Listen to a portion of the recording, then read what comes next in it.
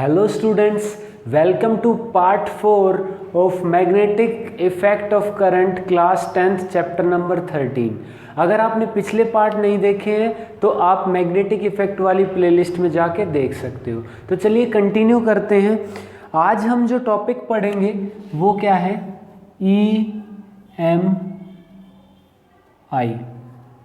EMI। ठीक है, बैंक वाली EMI नहीं है। EMI का मतलब क्या है यहाँ पे, electro magnetic induction. Electromagnetic induction, तो नाम में ही इसका आंसर छिपा हुआ है, ध्यान से देखिए।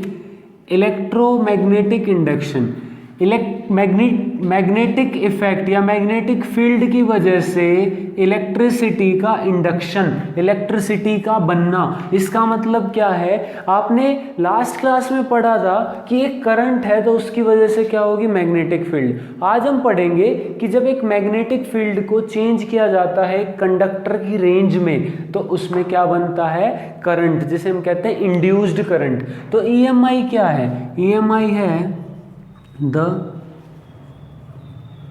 induced current in a conductor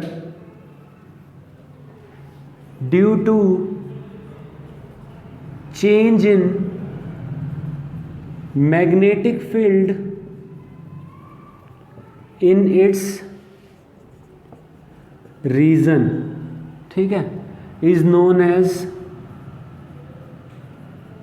ठीक है, इसको क्या कहेंगे, यहां पे ऐड कर लीजिए phenomena, the phenomena of induced current.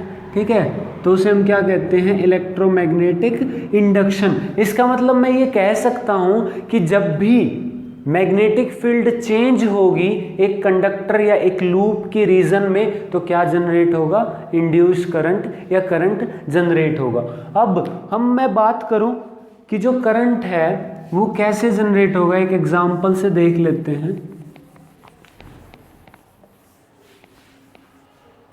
यहां पे आपके पास एक लूप है, ये मान लीजिए कोई लूप है ऐसे,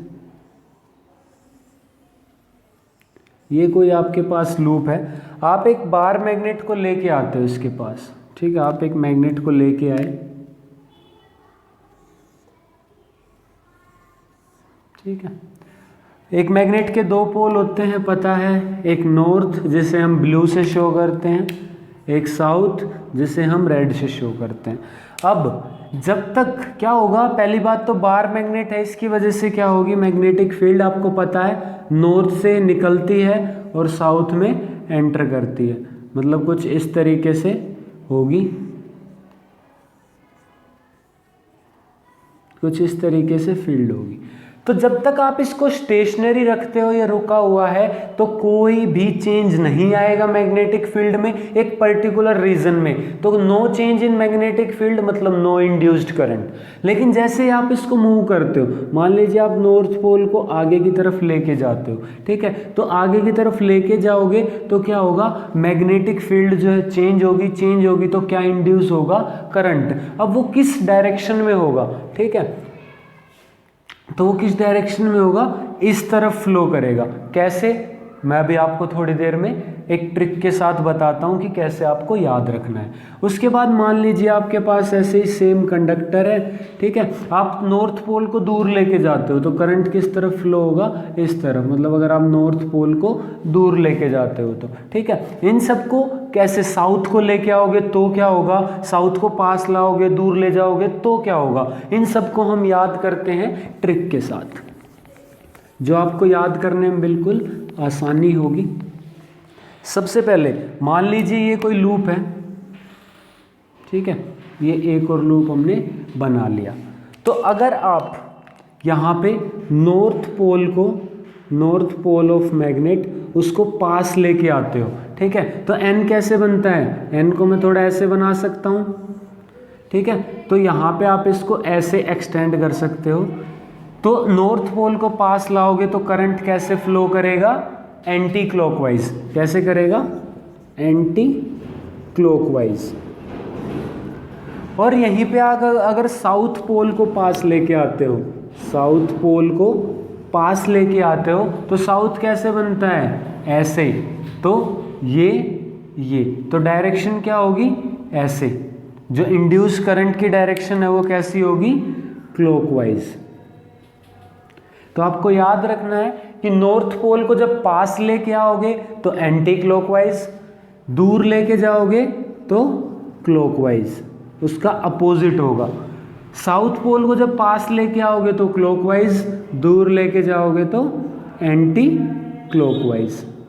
तो ये आपको याद रखना है, भूलना नहीं है। अब ये तो बात है एक लूप की हम बात करें, अगर एक स्ट्रेट कंडक्टर होगा तो जो इंड्यूस्ड करंट है वो कैसे होगा, किस डायरेक्शन में होगा, उसके लिए हमारे पास एक रूल है। ठीक है, हमने क्या क्या पढ़ा है, हमने राइट हैंड रूल पढ़ा है, हमने फ्लेमिंग्स लेफ्ट हैंड रूल पढ़ा है। आज जो हम रूल पढ़ेंगे वो भी फ्लेमिंग ने दिया था, जिसका नाम है Fleming's right hand rule. Fleming's right hand rule. तो फ्लेमिंग्स राइट हैंड रूल क्या कहता है, पहली बात ये किसके लिए है, इंड्यूस्ड करंट की डायरेक्शन निकालने के लिए। तो आपको पता है, एक बना लेते हैं हम, ठीक है, राइट हैंड। ठीक है, तो ये मान लीजिए आपका ये क्या है, राइट हैंड है। तो आपको 4 फिंगर, मिडल फिंगर और थंब को कुछ इस तरीके से एक्सटेंड करना है कि वो तीनों एक दूसरे के क्या हों, परपेंडिकुलर। तो ये जो आपका थंब है ये आपको पॉइंट करना है किसकी डायरेक्शन में, मोशन की डायरेक्शन में, motion of conductor, motion of conductor. 4 finger ये आपको मैग्नेटिक फील्ड की डायरेक्शन में, मैग्नेटिक फील्ड की डायरेक्शन में। तो आपको जो मिडल फिंगर है ये क्या बताएगी कि इंड्यूस्ड करंट किस डायरेक्शन में होगा, इंड्यूस्ड करंट किस डायरेक्शन में होगा। एक बार मैं आपको करके भी दिखा देता हूं। ठीक है, ये राइट हैंड आपका, तो जो थंब है ये आपको क्या बताएगा, फोर्स की डायरेक्शन या फिर मोशन की डायरेक्शन। तो मैं F से दिखा देता हूं।